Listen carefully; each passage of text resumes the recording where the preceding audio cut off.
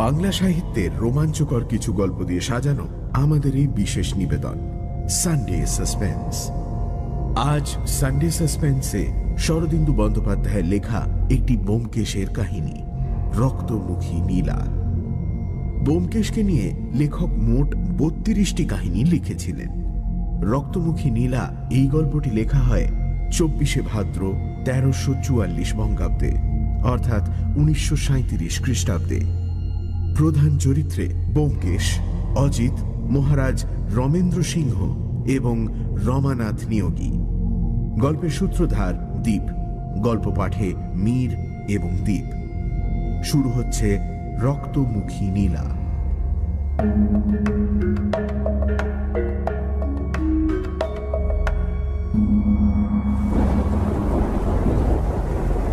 টেবিলের উপর পা তুলে ব্যোমকেশ পা নাচাচ্ছিল।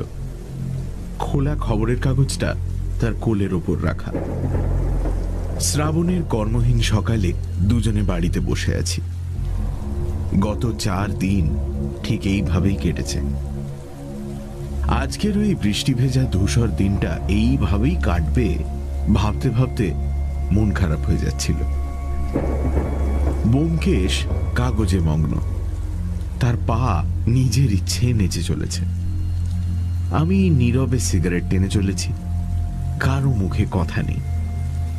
কথা বলার অভ্যেস যেন ক্রমে ছুটে যাচ্ছে, কিন্তু চুপ করে দুজনে কাহাতক বসে থাকা যায়। অবশেষে যা হোক একটা কিছু বলবার উদ্দেশ্যে বললাম, খবর কিছু আছে? ব্যোমকেশ চোখ না তুলেই বলল, খবর গুরুতর। দুজন দাগী আসামি সম্প্রতি মুক্তি লাভ করেছে। একটু আশান্বিত হয়ে জিজ্ঞেস করলাম, কে তারা? একজন হচ্ছেন শরৎচন্দ্রের চরিত্রহীন, তিনি মুক্তি লাভ করেছেন বিচিত্রা নামক টকি হাউসে। আরেকজনের নাম শ্রীযুক্ত রমানাথ নিয়োগী, ইনি মুক্তি লাভ করেছেন আলিপুর জেল থেকে। 10 দিনের পুরনো খবর, তাই আজ কালকেতু দয়া করে জানিয়েছেন। বলে সে ক্রুদ্ধ হতাশ ভঙ্গিতে কাগজখানা ফেলে দিয়ে উঠে দাঁড়াল। বুঝলাম সংবাদের অপ্রাচুর্যে বেচারা ভেতরে ভেতরে ধৈর্য হারাচ্ছে। অবশ্য আমাদের পক্ষে নিষ্কর্মা অবস্থাটাই স্বাভাবিক, কিন্তু তাই বলে এই বর্ষার দিনে তাজা মুড়ি চাল ভাজার মতো সংবাদপত্রে দু একটা গরম গরম খবর থাকবে না, এই বা কেমন কথা? বেকারের দল তবে বেঁচে থাকবে কিসের আশায়? তবু নেই মামার চেয়ে কানা মামা ভালো। বললাম, শরৎচন্দ্রের চরিত্রহীনকে তো চিনি, কিন্তু রমানাথ নিয়োগী মশাইয়ের সঙ্গে তো পরিচয় নেই। তিনি কে? ব্যোমকেশ ঘরময় পায়াচারি করল, জানলা দিয়ে বাইরের বৃষ্টি ঝাপসা আকাশের দিকে তাকিয়ে রইল। তারপর বলল, নিয়োগী মহাশয় নিতান্ত অপরিচিত নয়। কয়েক বছর আগে তার নাম খবরের কাগজে খুব বড় বড় অক্ষরেই ছাপা হয়েছিল, কিন্তু সাধারণ পাঠকের স্মৃতি এত কম যে 10 বছর আগের কথা মনে থাকে না। তা ঠিক, কিন্তু আমার প্রশ্নের উত্তর তো পেলুম না। কে তিনি? তিনি একজন চোর, ছিঁচকে চোর নয়, ঘটি ভাটি চুরি করেন না। তার নজর কিছু উঁচু, মারিত গন্ডার লুটিত ভাণ্ডার, বুদ্ধিও যেমন অসাধারণ, সাহসও তেমনই অসীম। ব্যোমকেশ একটা দীর্ঘশ্বাস ফেলল। আজকাল আর এরকম লোক পাওয়া যায় না। বললাম, দেশের দুর্ভাগ্য, সন্দেহ নেই, কিন্তু তার নাম বড় বড় অক্ষরে খবরের কাগজে উঠল কেন? কারণ শেষ পর্যন্ত তিনি ধরা পড়ে গিয়েছিলেন এবং প্রকাশ্য আদালতে তার বিচার হয়েছিল। টেবিলের উপর সিগারেটের টিন রাখা ছিল। একটা সিগারেট তুলে নিয়ে ব্যোমকেশ যত্ন করে ধরালো। তারপর আবার চেয়ারে বসে পড়ে বলল, 10 বছর হয়ে গেল, কিন্তু এখনো ঘটনাগুলো বেশ মনে আছে। তখন আমি সবে মাত্র এই কাজ আরম্ভ করেছি, তোমার সঙ্গে দেখা হবারও আগে। দেখলাম উদাসভাবে বলতে আরম্ভ করে সে নিজেই নিজের স্মৃতিকথায় আকৃষ্ট হয়ে পড়েছে। বর্ষার দিনে যখন অন্য কোনো মুখরোচক খাদ্য হাতের কাছে নেই, তখন স্মৃতিকথাই চলুক, এই ভেবে আমি বললাম, গল্পটা বলো তো শুনি। ব্যোমকেশ বলল, গল্প কিছু নেই, তবে ব্যাপারটা আমার কাছে একটা কারণে রহস্যময় হয়ে আছে। পুলিশ খেটেছিল খুব এবং বাহাদুরিও দেখিয়েছিল অনেক, কিন্তু আসল জিনিসটি উদ্ধার করতে পারেনি। আসল জিনিসটা কি? তবে বলি শোনো, সে সময় কলকাতা শহরে হঠাৎ জহরত চুরির খুব ধুম পড়ে গিয়েছিল। আজ জওহরলাল হীরালালের দোকানে চুরি হচ্ছে, কাল দত্ত কোম্পানির দোকানে চুরি হচ্ছে, এইরকম ব্যাপার। দিন 15-র মধ্যে 5খানা বড় বড় দোকান থেকে প্রায় 3-4 লক্ষ টাকার হীরা জহরত লোপাট হয়ে গেল। পুলিশ সজোরে তদন্ত লাগিয়ে দিল। তারপর একদিন মহারাজ রমেন্দ্র সিংহের বাড়িতে চুরি হলো। মহারাজ রমেন্দ্র সিংহের পরিচয় দিয়ে তোমায় অপমান করব না, বাঙালির মধ্যে তার নাম জানে না এমন লোক কমই আছে। যেমন ধনী তেমনি ধার্মিক, তার মতো সহৃদয় দয়ালু লোক আজকালকার দিনে বড় একটা দেখা যায় না। সম্প্রতি তিনি একটু বিপদে জড়িয়ে পড়েছেন, কিন্তু সে থাক। ভালো ভালো জহরত সংগ্রহ করা তার একটা শখ ছিল। বাড়িতে দোতলার একটা ঘরে তার সংগৃহীত জহরতগুলি কাঁচের শোকেসে সাজানো থাকত। সতর্কতার অভাব ছিল না।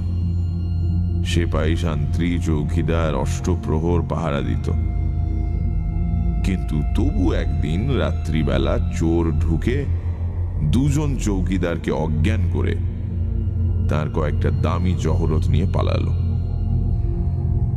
মহারাজের সংগ্রহে একটা রক্তমুখী নীলা ছিল, আর সেটা তার অত্যন্ত প্রিয়। নীলাটাকে মহারাজ নিজের ভাগ্যলক্ষ্মী মনে করতেন, সব সময় আঙুলে পড়ে থাকতেন। কিন্তু কিছুদিন আগে সেটা আংটিতে আলগা হয়ে গিয়েছিল বলে খুলে রেখেছিলেন। বোধহয় ইচ্ছে ছিল শ্যাকরা ডাকিয়ে মেরামত করে আবার আঙুলে পড়বেন। চোর সেই নীলাটাও নিয়ে গিয়েছিল। নীলা সম্বন্ধে তুমি কিছু জানো কিনা বলতে পারি না। নীলা জিনিসটা হিরে, তবে নীল হিরে। অন্যান্য হীরের মতো কিন্তু কেবল ওজনের উপরই এর দাম হয় না। অধিকাংশ সময়, মানে অন্তত আমাদের দেশে, নীলার দাম ধার্য হয় এর দৈব শক্তির ওপর। নীলা হচ্ছে শনি গ্রহের পাথর। এমন অনেক শোনা গেছে যে পয়মন্ত নীলা ধারণ করে কেউ কোটিপতি হয়ে গেছে, আবার কেউ বা রাজা থেকে ফকির হয়ে গেছে। নীলার প্রভাব কখনো শুভ, কখনো বা ঘোর অশুভ। একই নীলা যে সকলের কাছে সমান ফল দেবে তার কোনো মানে নেই। একজনের পক্ষে যে নীলা মহা শুভকর, অন্যের পক্ষে সেই নীলাই সর্বনেশে হতে পারে। তাই নীলার দাম তার ওজনের উপর নয়, বিশেষত রক্তমুখী নীলার। 5 রতি ওজনের একটি নীলার জন্যে আমি একজন মারওয়াড়িকে 11,000 টাকা দিতে দেখেছি। লোকটা যুদ্ধের বাজারে চিনি আর লোহার ব্যবসা করে ডুবে গিয়েছিল। তারপর, কিন্তু সে গল্প আরেকদিন বলবো। আমি কুসংস্কারাচ্ছন্ন গোঁড়া হিন্দু নই।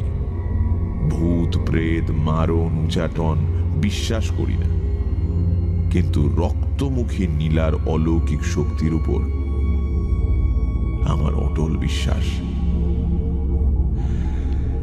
সে যাক, যা বলছিলাম, মহারাজ রমেন্দ্র সিংহের নীলা চুরি যাওয়াতে তিনি মহা হইচই বাঁধিয়ে দিলেন। তার প্রায় 25-30 হাজার টাকার মণিমুক্ত চুরি গিয়েছিল, কিন্তু তার কাছে নীলাটা যাওয়াই সবচেয়ে মর্মান্তিক। তিনি ঘোষণা করে দিলেন যে চোর ধরা পড়ুক আর না পড়ুক, তার নীলা যে ফিরিয়ে এনে দিতে পারবে তাকে তিনি 2,000 টাকা পুরস্কার দেবেন। পুলিশ তো যথাসাধ্য চেষ্টা করছিলই, এখন আরো উঠে পড়ে লেগে গেল। পুলিশের সবচেয়ে বড় গোয়েন্দা নির্মল বাবু তদন্তের ভার গ্রহণ করলেন। নির্মল বাবুর নাম বোধহয় তুমি শোনোনি। সত্যি বিচক্ষণ লোক। তার সঙ্গে আমার সামান্য পরিচয় ছিল, এখন তিনি রিটায়ার করেছেন। যাই হোক, নির্মল বাবু তদন্ত হাতে নেবার 7 দিনের মধ্যেই জহরত চোর ধরা পড়ল। চোর আর কেউ নয়, এই রমানাথ নিয়োগী। তার বাড়ি খানা তল্লাশ করে সমস্ত চোরাই মাল বেরুল, কেবল সেই রক্তমুখী নীলাটা পাওয়া গেল না। তারপর যথাসময়ে বিচার শেষ হয়ে রমানাথ 12 বছরের জন্য জেলে গেল। কিন্তু নীলার সন্ধান তখনও শেষ হলো না। রমানাথ কোনো স্বীকারোক্তি করল না, শেষ পর্যন্ত মুখ টিপে রইল। ওদিকে মহারাজ রমেন্দ্র সিংহ পুলিশের পেছনে লেগে রইলেন। পুরস্কারের লোভে পুলিশ অনুসন্ধান চালিয়ে চলল। রমানাথ জেলে যাবার মাস 3 পরে নির্মলবাবু খবর পেলেন যে নীলাটা রমানাথের কাছেই আছে। কয়েকজন কয়েদি নাকি দেখেছে। জেলে পুলিশের গুপ্তচর কয়েদির ছদ্মবেশে থাকে তা তো জানোই। তারাই খবর দিয়েছে। খবর পেয়ে নির্মলবাবু হঠাৎ একদিন রমানাথের সেলে গিয়ে খানা তল্লাশ করলেন, কিন্তু কিছুই পাওয়া গেল না। রমানাথ তখন আলিপুর জেলে ছিল। কোথায় যে নীলাটা সরিয়ে ফেলল কেউ খুঁজে বার করতে পারল না। সেই থেকে নীলাটা একেবারে লোপাট হয়ে গেছে। পুলিশ অনেক চেষ্টা করেছিল, কিন্তু শেষ পর্যন্ত হতাশ হয়ে হাল ছেড়ে দিয়েছে। ব্যোমকেশ খানিকক্ষণ চুপ করে বসে রইল। তারপর কতকটা যেন নিজের মনেই বলল, মন্দ প্রবলেম নয়। এলাচের মতো একটা নীল রঙের পাথর, একজন জেলের কয়েদি সেটা কোথায় লুকিয়ে রাখলে? কেসটা যদি আমার হাতে আসতো, চেষ্টা করে দেখতুম। 2000 টাকা পুরস্কারও ছিল। ব্যোমকেশের কথা আটকে গেল সিঁড়ির ওপর পায়ের শব্দে। আমি সোজা হয়ে উঠে বসে বললাম, লোক আসছে ব্যোমকেশ, বোধহয় মক্কেল। ব্যোমকেশ কান পেতে শুনে বলল, বুড়ো লোক, দামি জুতো, এই বর্ষাতেও মচমচ করছে, সম্ভবত গাড়ি মোটরে ঘুরে বেড়ান, সুতরাং বড় মানুষ, একটু খুঁড়িয়ে চলেন। হঠাৎ উত্তেজিত স্বরে বলে উঠল, অজিত, তাও কি সম্ভব? জানলা দিয়ে গলা বাড়িয়ে দেখো তো, প্রকাণ্ড একখানা রোলস রয়েস সামনে দাঁড়িয়ে আছে কিনা। আছে, ঠিক ধরেছি তাহলে। কি আশ্চর্য যোগাযোগ অজিত! যার কথা হচ্ছিল সেই মহারাজ রমেন্দ্র সিংহ আসছেন। কেন আসছেন জানো? আমি সোৎসাহে বললাম, জানি, খবরের কাগজে পড়েছি। তার সেক্রেটারি হরিপদ রক্ষিত সম্প্রতি খুন হয়েছেন, সেই বিষয়ে হয়তো। দরজায় টোকা পড়ল। দরজা খুলে ব্যোমকেশ আসুন মহারাজ বলে যে লোকটিকে সসম্ভ্রমে আহ্বান করল, সাময়িক কাগজপত্রে তার অনেক ছবি দেখা থাকলেও আসল মানুষটাকে এই প্রথম চাক্ষুষ করলাম। সঙ্গে লোকলস্করের আড়ম্বর নেই, অত্যন্ত সাদাসিধে ধরনের মানুষ। একটু রোগা চেহারা, পায়ের একটু দোষ থাকাতে একটু খুঁড়িয়ে চলেন। বয়স বোধ হয় 60 পার হয়ে গেছে, কিন্তু বয়সের ছাপ তার মুখকে কুৎসিত করতে পারেনি, বরং একটি স্নিগ্ধ প্রসন্নতা এনে দিয়েছে। মহারাজ একটু হেসে ব্যোমকেশের মুখের দিকে তাকালেন। তার দৃষ্টিতে ঈষৎ বিস্ময় প্রকাশ পেল। বললেন, আপনার ভাব দেখে মনে হচ্ছে আপনি আমার প্রতীক্ষা করছিলেন। আমি আসবো সেটা কি আগে থেকে অনুমান করে রেখেছিলেন নাকি? ব্যোমকেশও হাসল। এত বড় সৌভাগ্য আমি কল্পনাও করতে পারিনি। কিন্তু আপনার সেক্রেটারির মৃত্যুর কোনো কিনারাই যখন পুলিশ করতে পারল না, তখন আশা হয়েছিল হয়তো মহারাজ স্মরণ করবেন। কিন্তু আসুন আগে বসুন। মহারাজ চেয়ারে বসে ধীরে ধীরে বললেন, আজ 5 দিন হয়ে গেল, পুলিশ তো কিছুই করতে পারল না। তাই ভাবলুম দেখি যদি আপনি কিছু করতে পারেন। হরিপদর ওপর আমার একটা মায়া জন্মে গিয়েছিল। তাছাড়া তার মৃত্যুর ধরনটাও এমন ভয়ঙ্কর। অবশ্য সে সাধু লোক ছিল না, কিন্তু আপনারা তো জানেন ওই রকম লোককে সৎ পথে আনবার চেষ্টা করা আমার একটা খেয়াল। আর সব দিক দিয়ে দেখতে গেলে হরিপদ নেহাত মন্দ লোক ছিল না। কাজকর্ম খুবই ভালো করত, আর কৃতজ্ঞতাও যে তার অন্তরে ছিল সে প্রমাণও আমি অনেকবার পেয়েছি। ব্যোমকেশ বলল, মাফ করবেন, হরিপদবাবু সাধু লোক ছিলেন না এই খবর তো জানতুম না। তিনি কোন দুষ্কার্য করেছিলেন? মহারাজ বললেন, সাধারণে যাকে দাগি আসামি বলে সে ছিল তাই। অনেকবার জেল খেটেছিল। শেষবার জেল থেকে বেরিয়ে যখন আমার কাছে। ব্যোমকেশ বলল, দয়া করে সব কথা গোড়া থেকে বলুন। খবরের কাগজের বিবরণ আমি পড়েছি বটে, কিন্তু তা এতই অসম্পূর্ণ যে কিছুই ধারণা করা যায় না। আপনি মনে করুন আমরা কিচ্ছু জানি না। সব কথা আপনার মুখে স্পষ্টভাবে শুনলে ব্যাপারটা বোঝবার সুবিধা হবে। মহারাজ বললেন, বেশ, তাই বলছি।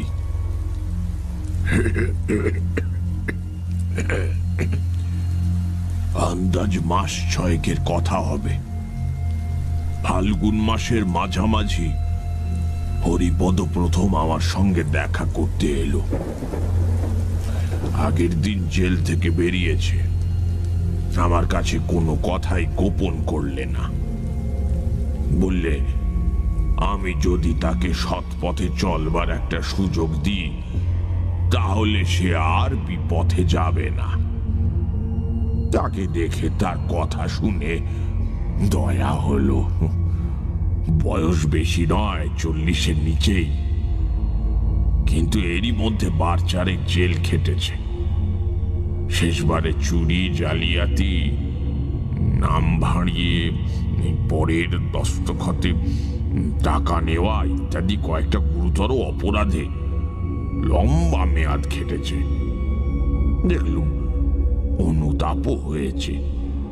জিজ্ঞাসা করলুম, কি কাজ করতে পারো? বললে, লেখাপড়া বেশি শেখবার অবকাশ পাইনি। 19 বছর থেকে ক্রমাগতই জেলই খাটছি। তবু নিজের চেষ্টায় শর্ট হ্যান্ড টাইপিং শিখেছি। যদি দয়া করে আপনি নিজের কাছে রাখেন, প্রাণ দিয়ে আপনার কাজ করুন। হরিপদকে প্রথম দেখেই তার উপর আমার একটা মায়া জন্মেছিল। কি জানি কেন ওই জাতীয় লোকের আবেদন আমি অবহেলা করতে পারি না। তাই যদিও আমার শর্ট হ্যান্ড টাইপিস্টের দরকার ছিল না, তবু 50 টাকা মাইনে দিয়ে তাকে নিজের কাছে রাখলুম। তার আত্মীয় স্বজন কেউ ছিল না। কাছেই একখানা ছোট্ট বাসা ভাড়া করে থাকতে লাগলো। কিছুদিনের মধ্যেই দেখলুম লোকটি অসাধারণ কর্মপটু আর বুদ্ধিমান।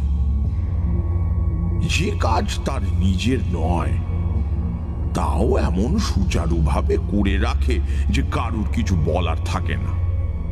এমনকি ভবিষ্যতে আমার কি দরকার হবে তা আগে থাকতে আন্দাজ করে তৈরি করে রাখে। মাস 2 যেতে না যেতেই সে আমার কাছে একেবারে অপরিহার্য হয়ে উঠল।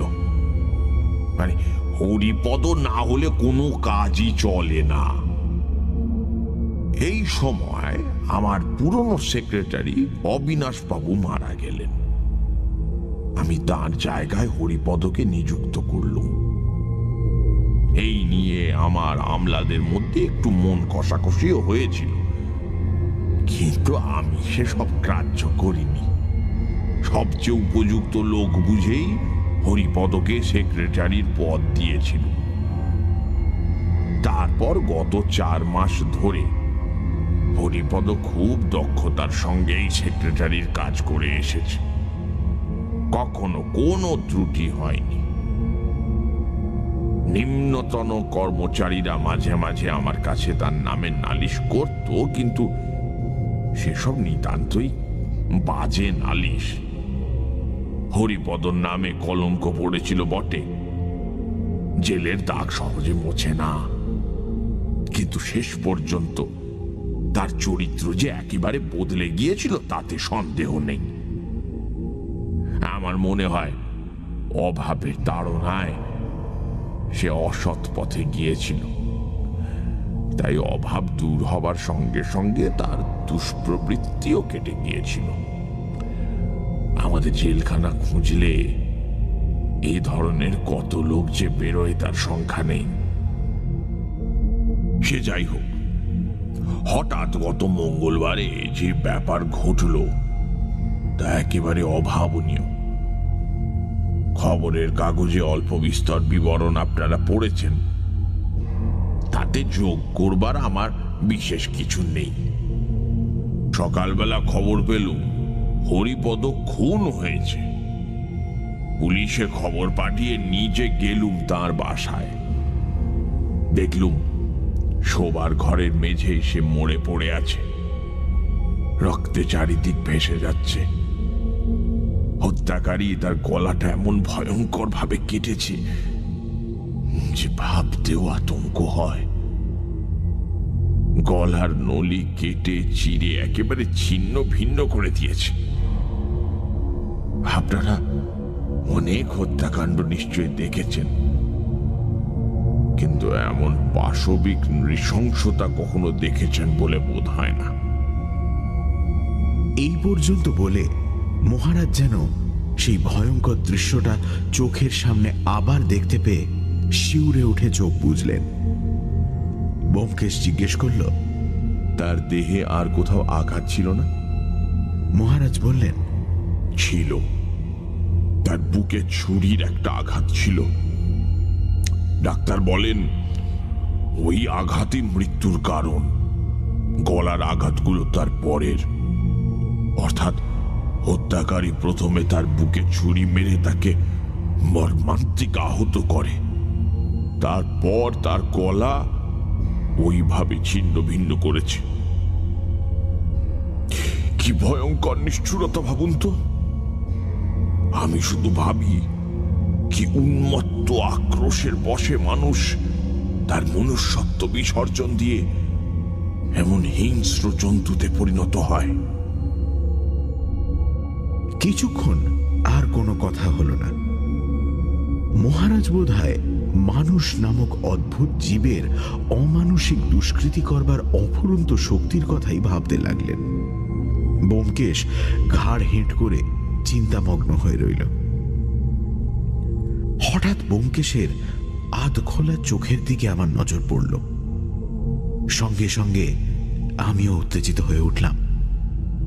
সেই দৃষ্টি বহুবার দেখেছি, ভুল হবার নয়। ব্যোমকেশ কোথাও একটা সূত্র পেয়েছে।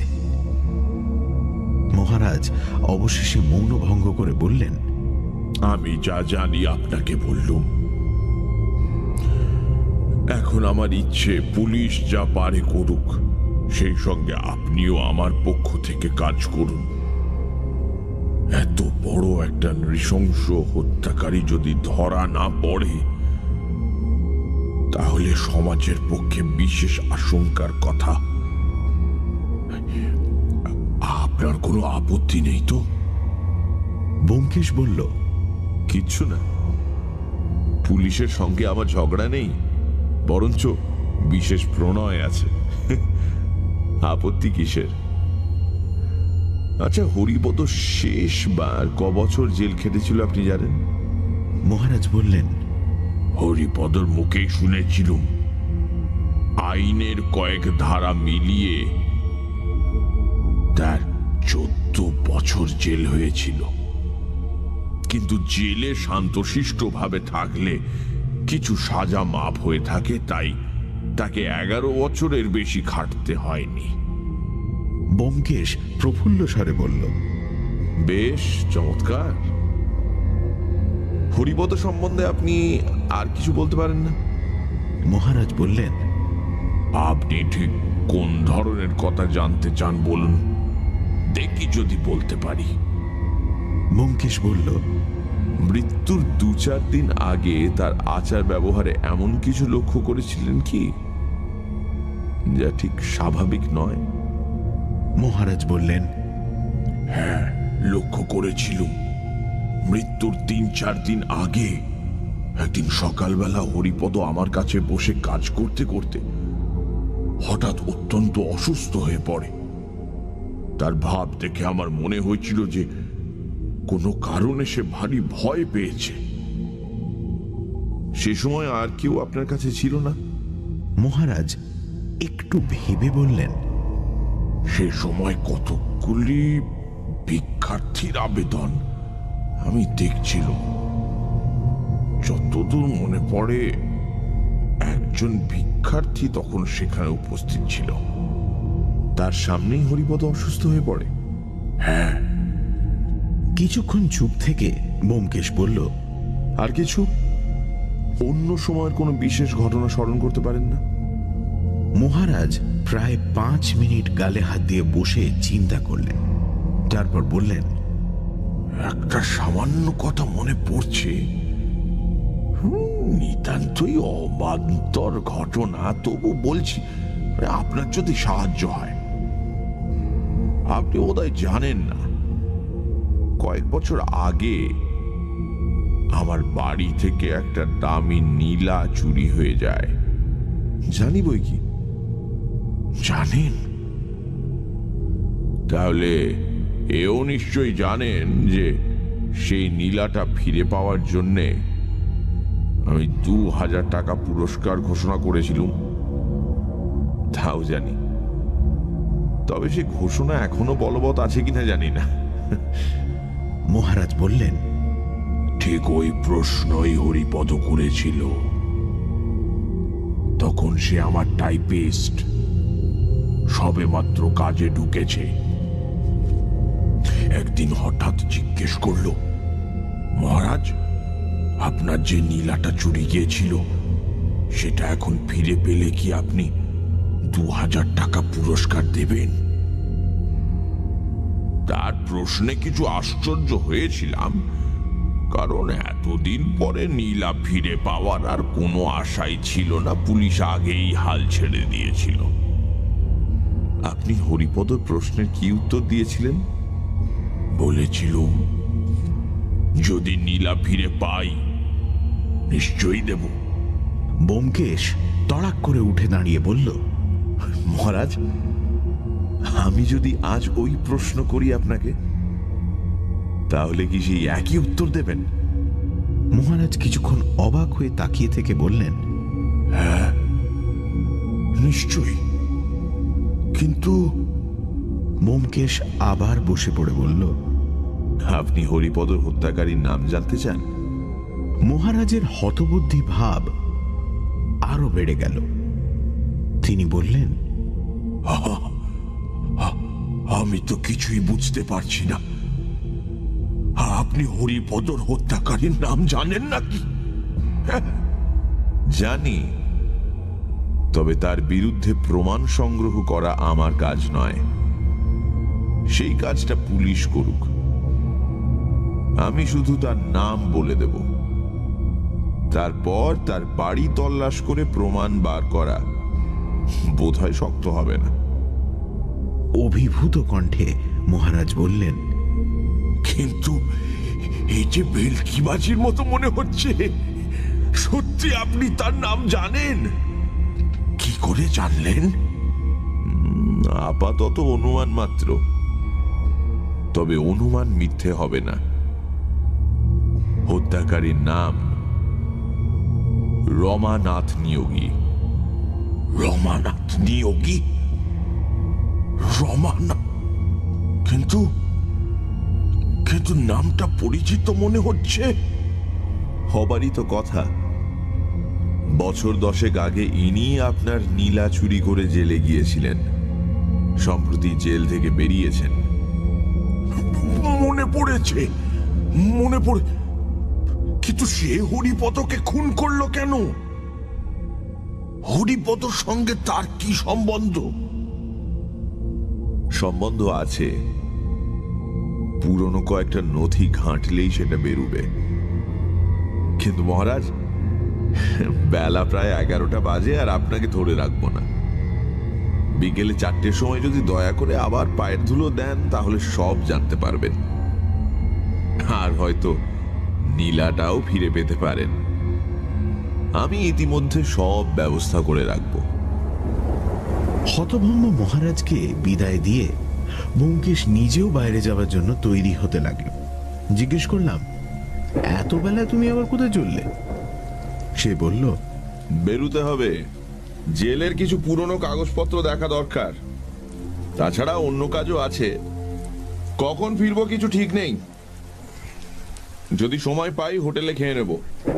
বলে ছাতা ও রেনকোট নিয়ে বিরামহীন বৃষ্টির মধ্যেই সে বেরিয়ে পড়ল। যখন ফিরে এলো তখন বেলা 3টে। জামা জুতো খুলতে খুলতে বলল, বেজায় খিদে পেয়েছে, কিছু খাওয়া হয়নি, স্নান করে নি।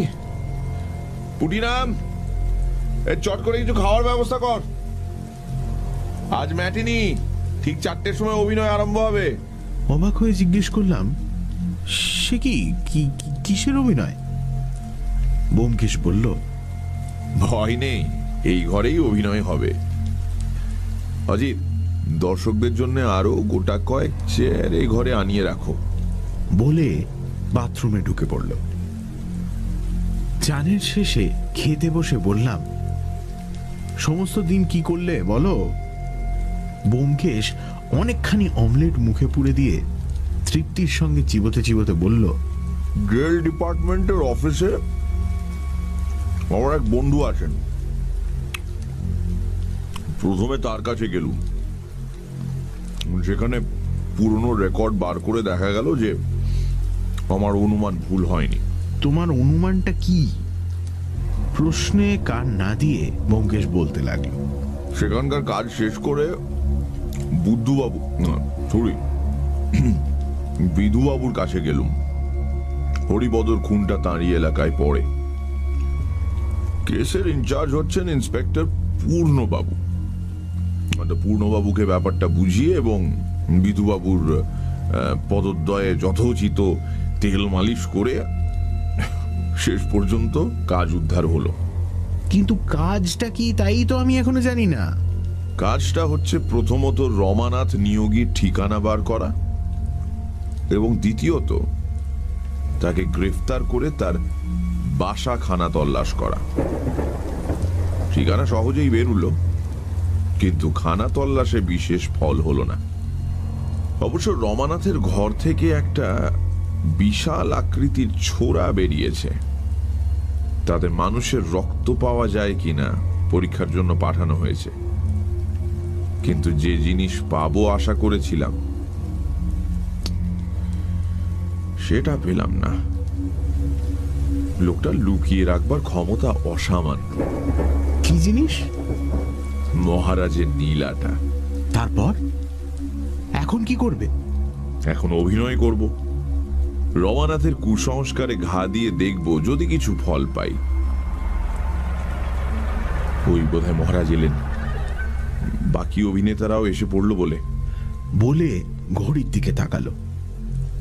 আর কারা আসবে? রমানাথ এবং তার রক্ষীরা। তারা এখানে আসবে? বিধুবাবুর সঙ্গে সেই রকম ব্যবস্থাই হয়েছে। পুটিরাম, এই খাবারের বাসনগুলো সরিয়ে নিয়ে যাও। আর কিছু জিজ্ঞেস করবার সময় পেলাম না। মহারাজ এসে ঘরে ঢুকলেন। ঘড়িতে ঠং ঠং করে 4টে বাজল। দেখলাম মহারাজ রাজোচিত শিষ্টতা রক্ষা করেছেন। মহারাজকে খাতির করে বসাতে না বসাতেই আরো কয়েকজনের পায়ের শব্দ শোনা গেল। পরক্ষণেই বিধুবাবু, পূর্ণবাবু এবং আরো 2জন সাব ইন্সপেক্টরের সঙ্গে রমানাথ ঘরে ঢুকল। রমানাথের চেহারায় এমন কোনো বিশেষত্ব নেই যা দৃষ্টি আকর্ষণ করে। চুরিবিদ্যায় পারদর্শী হতে হলে বোধহয় চেহারাটা নিতান্ত চলনসই হওয়া দরকার। রমানাথের মাথার চুল ছোট করে ছাঁটা, কপাল ছোট, থুতনি ছুঁচলো, চোখে সতর্ক চঞ্চলতা। তার গায়ে বহু বছরের পুরনো, সম্ভবত জেলে যাবার আগেকার চামড়ার বোতামাটা 5 রঙের স্পোর্টিং কোট ও পায়ে অপ্রত্যাশিত একজোড়া রাবারের বুট জুতো দেখে হঠাৎ হাসি পেয়ে যায়। ইনি যে একজন সাংঘাতিক ব্যক্তি সে সন্দেহ কারোর মনে উদয়ই হয় না। ব্যোমকেশ তাকে আঙুল দেখিয়ে বলল, মহারাজ, লোকটিকে চিনতে পারেন কি? মহারাজ বললেন, হ্যাঁ, এখন চিনতে পারছি। এই লোকটাই সেদিন ভিক্ষে চাইতে গিয়েছিল। বেশ, এখন তাহলে আপনারা সকলে আসন গ্রহণ করুন। বিধুবাবু, মহারাজের সঙ্গে নিশ্চয়ই পরিচয় আছে। আসুন, আপনি মহারাজের পাশে বসুন। রমানাথ, তুমি এইখানে বসো। বলে ব্যোমকেশ রমানাথকে টেবিলের ধারে একটা চেয়ার দেখিয়ে দিল। রমানাথ কোনো কথা না বলে চেয়ারে গিয়ে বসল। 2জন সাব ইন্সপেক্টর তার 2 পাশে বসলেন। বিধুবাবু রীতিমতো গুরুগম্ভীরভাবে কটমট করে চারিদিকে তাকাতে লাগলেন। এই সম্পূর্ণ বেআইনি ব্যাপার ঘটতে দিয়ে তিনি যে ভেতরে ভেতরে প্রচন্ড অস্বস্তি বোধ করছেন তা তার ভাবভঙ্গিতেই প্রকাশ পাচ্ছে। সকলের বসা হলে ব্যোমকেশ টেবিলের সামনে বসল। বলল, আজ আমি আপনাদের একটা গল্প বলবো। অজিতের গল্পের মতো কাল্পনিক গল্প নয়, সত্য ঘটনা। যতদূর সম্ভব নির্ভুলভাবেই বলবার চেষ্টা করব। যদি কোথাও ভুল হয়, রমানাথ সংশোধন করে দিতে পারবে। রমানাথ ছাড়া আর একজন এ কাহিনী জানত, কিন্তু আজ সে বেঁচে নেই। এইটুকু ভূমিকা করে ব্যোমকেশ তার গল্প আরম্ভ করল। রমানাথের মুখ কিন্তু নির্বিকার হয়েই রইল। সে মুখ তুলল না, একটা কথাও বলল না। নির্লিপ্তভাবে আঙুল দিয়ে টেবিলের ওপর দাগ কাটতে লাগল। রমানাথ জেলে যাবার পর থেকেই গল্প আরম্ভ করছি। রমানাথ জেলে গেল, কিন্তু মহারাজের নীলাটা সে কাজ ছাড়া করল না, সঙ্গে করে নিয়ে গেল। কি কৌশলে সকলের সতর্ক দৃষ্টি এড়িয়ে নিয়ে গেল তা আমি জানি না, জানবার চেষ্টাও করিনি। রমানাথ ইচ্ছে করলে বলতে পারে। পলকের জন্য রমানাথ ব্যোমকেশের মুখের দিকে চোখ তুলেই আবার টেবিলের দিকে তাকিয়ে দাগ কাটতে লাগল। ব্যোমকেশ বলে চলল, রমানাথ অনেক ভালো ভালো দামি জহরত চুরি করেছিল, কিন্তু তার মধ্যে থেকে কেবল মহারাজের রক্তমুখী নীলাটাই যে কেন সঙ্গে রেখেছিল তা অনুমান করাই দুষ্কর। খুব সম্ভবত পাথরটার একটা সম্মোহন শক্তি ছিল। জিনিসটা দেখতেও চমৎকার, গাঢ় নীল রঙের একটা হিরে। তার ভেতর থেকে রক্তের মতো লাল রং ফুটে বেরোচ্ছে। রমানাথ সেটাকে সঙ্গে নেবার লোভ সামলাতে পারেনি। পাথরটা খুব পয়মন্ত, এই কথাও সম্ভবত রমানাথ শুনেছিল। দুর্নিয়তি যখন মানুষের সঙ্গ নেয় তখন মানুষ তাকে বন্ধু বলেই ভুল করে। যা হোক, রমানাথ আলিপুর জেলে রইল। কিছুদিন পরে পুলিশ জানতে পারল যে নীলাটা তার কাছেই আছে। যথাসময়ে রমানাথের সেল খানা তল্লাশ হলো। রমানাথের সেলে আরেকজন কয়েদি ছিল, তাকেও সার্চ করা হলো, কিন্তু নীলা পাওয়া গেল না। কোথায় গেল নীলাটা? রমানাথের সেলে যে দ্বিতীয় কয়েদি ছিল তার নাম হরিপদ রক্ষিত। হরিপদ পুরনো দাগী আসামি, ছেলেবেলা থেকে জেল খেটেছে, তার অনেক গুণ ছিল। যারা জেলের কয়েদি নিয়ে ঘাঁটাঘাঁটি করেছেন তারাই জানেন এক জাতীয় কয়েদি আছে যারা নিজেদের গলার মধ্যে পকেট তৈরি করে। ব্যাপারটা শুনতে খুবই আশ্চর্য, কিন্তু মিথ্যে নয়। কয়েদিরা টাকা কড়ি জেলে নিয়ে যেতে পারে না, অথচ তাদের মধ্যে বেশিরভাগই নেশাখোর। তাই ওয়ার্ডারদের ঘুষ দিয়ে বাইরে থেকে মাদকদ্রব্য আনবার জন্য টাকার দরকার হয়।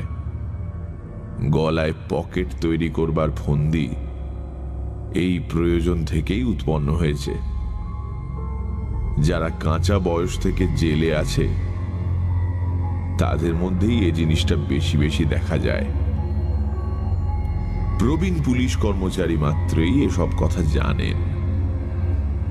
হরিপদ ছেলেবেলা থেকে জেল খাটছে, সে নিজের গলায় পকেট তৈরি করেছিল। রমানাথ যখন তার সেলে গিয়ে রইল তখন দুজনের মধ্যে বেশ ভাব হয়ে গেল। ক্রমে হরিপদর পকেটের কথা রমানাথ জানতে পারল। তারপর একদিন হঠাৎ পুলিশ জেলে হানা দিল। সেলের মধ্যে নীলা লুকোবার জায়গা নেই। রমানাথ নীলাটা হরিপদকে দিয়ে বলল, তুমি এখন গলার মধ্যে লুকিয়ে রাখো। হরিপদকে সে নীলাটা আগেই দেখিয়েছিল এবং হরিপদরও সেটার উপর দারুণ লোভ জন্মেছিল। সে নীলাটা নিয়েই টপ করে গিলে ফেলল।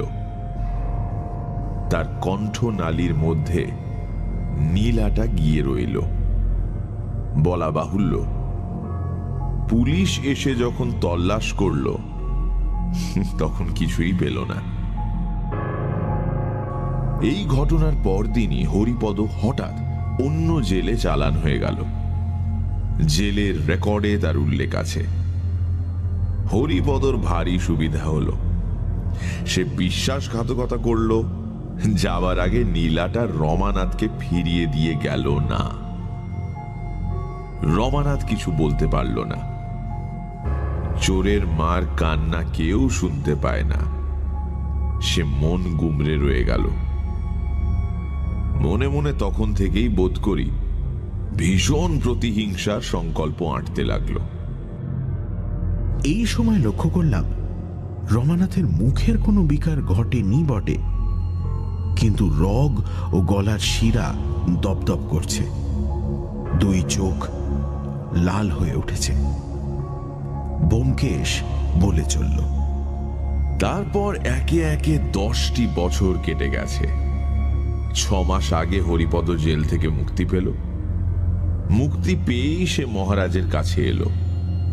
তার ইচ্ছে ছিল মহারাজের সঙ্গে পরিচিত হয়ে ক্রমে নীলাটা তাকে ফেরত দেবে। বিনামূল্যে নয়, 2000 টাকা পুরস্কারের কথা সে জানত। ও নীলা অন্য কোথাও বিক্রি করতে গেলেই ধরা পড়ে যেতে হবে, তাই সে চেষ্টাও সে করল না। কিন্তু প্রথম থেকেই মহারাজ তার প্রতি এমন সদয় ব্যবহার করলেন যে সে ভারী লজ্জায় পড়ে গেল। তবু সে একবার নীলার কথা মহারাজের কাছে তুলেছিল, কিন্তু শেষ পর্যন্ত নীলার বদলে মহারাজের কাছ থেকে টাকা আদায় করতে তার বিবেকে বেঁধে গেল। মহারাজের দয়ার গুণে হরিপদর মতো লোকের মনেও যে কৃতজ্ঞতার সঞ্চার হয়েছিল, এটা বড় কম কথা নয়। ক্রমে হরিপদর দিন ঘনিয়ে আসতে লাগলো। 10 দিন আগে রমানাথ জেল থেকে মুক্তি পেয়ে বেরুলো। হরিপদ কোথায় তা সে জানত না, কিন্তু এমনই দৈবের খেলা যে 4 দিন যেতে না যেতেই মহারাজের বাড়িতে রমানাথ তার দেখা পেয়ে গেল। রমানাথকে দেখার ফলেই হরিপদ অসুস্থ হয়ে পড়েছিল। হঠাৎ অসুস্থ হয়ে পড়বার তার আর কোনো কারণ ছিল না। যে প্রতিহিংসার আগুন 10 বছর ধরে রমানাথের বুকে ধিকি ধিকি জ্বলছিল তা একেবারে দুর্বার হয়ে উঠল। হরিপদর বাড়ির সন্ধান সে সহজেই বার করল। তারপর সেদিন রাতে গিয়ে এখনো অবধি ব্যোমকেশ সকলের দিকে ফিরেই গল্প বলছিল। এখন বিদ্যুতের মতো রমানাথের দিকে ফিরল। রমানাথও মন্ত্রমুগ্ধ সাপের মতো নিষ্পলক দৃষ্টিতে ব্যোমকেশের দিকে তাকিয়েছিল। ব্যোমকেশ তার দিকে আঙুল তুলে চাপা তীব্র স্বরে বলল, রমানাথ, সে রাতে হরিপদর গলা ছিঁড়ে তার কণ্ঠ নালীর ভেতর থেকে তুমি নীলা বার করে নিয়েছিলে, সে নীলা কোথায়? রমানাথ ব্যোমকেশের চোখ থেকে চোখ সরাতে পারল না। সে একবার ঠোঁট চাটল, একবার চেয়ার ছেড়ে উঠে দাঁড়াবার চেষ্টা করল, তারপর যেন অসীম শক্তি দিয়ে নিজেকে ব্যোমকেশের সম্মোহন দৃষ্টির নাগপাশ থেকে মুক্ত করে নিয়ে বিকৃত কণ্ঠে বলে উঠল, আমি আমি আমি জানি না হরিপদকে আমি খুন করিনি। হরিপদ কার নাম জানি না, নীলা আমার কাছে নেই। বলে লাল বিদ্রোহী চোখে চেয়ে সে দুহাত বুকের উপর চেপে ধরল। ব্যোমকেশের আঙুল তখনও তার দিকেই নির্দেশ করছিল। আমাদের মনে হতে লাগলো যেন একটা মর্মগ্রাসী নাটকের অভিনয় দেখছি। দুটো প্রবল ইচ্ছাশক্তি পরস্পরের সঙ্গে মরণান্তক যুদ্ধ করছে। শেষ পর্যন্ত কে জয়ী হবে তা দেখবার একাগ্র আগ্রহে আমরা পাথরের মতো বসে রইলাম। ব্যোমকেশের কণ্ঠস্বরে একটা ভয়ঙ্কর দৈববাণীর সুর ঘনিয়ে এলো। সে রমানাথের দিকে একটু ঝুঁকে আগের মতোই তীব্র অনুচ্চ স্বরে বলল, রমানাথ, তুমি জানো না কি ভয়ানক অভিশপ্ত ওই রক্তমুখী নীলা, তাই ওর মোহ কাটাতে পারছো না। ভেবে দেখো, যতদিন তুমি ওই নীলা চুরি না করেছিলে ততদিন তোমাকে কেউ ধরতে পারেনি। নীলা চুরি করেই তুমি জেলে গেলে। তারপর হরিপদর পরিণামটাও একবার ভেবে দেখো।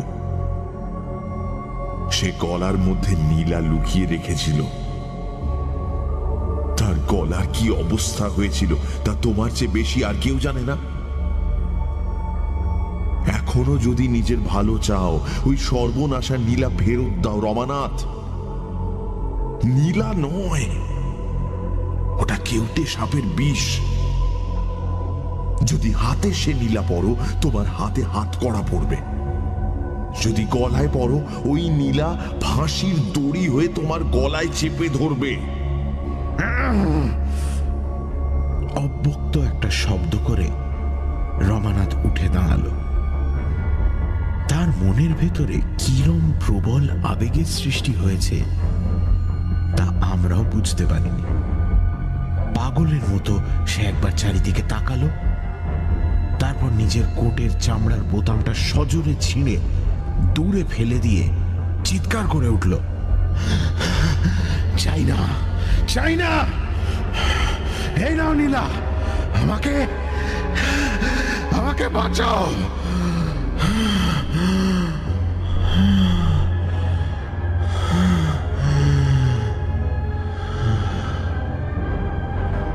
বলে একটা দীর্ঘশ্বাস ফেলে অজ্ঞান হয়ে মাটিতে পড়ে গেল। ব্যোমকেশ কপাল থেকে ঘাম মুছল। দেখলাম তার হাত কাঁপছে। ইচ্ছা শক্তির যুদ্ধে সে জয়ী হয়েছে বটে, কিন্তু অবলীলাক্রমে নয়। রমানাথের ফেলে দেওয়া বোতামটা ঘরের কোণে গিয়ে পড়েছিল। সেটা তুলে নিয়ে তার খোলস ছাড়াতে ছাড়াতে ব্যোমকেশ বলল, মহারাজ, এই নিন আপনার রক্ত মুখে নীলা।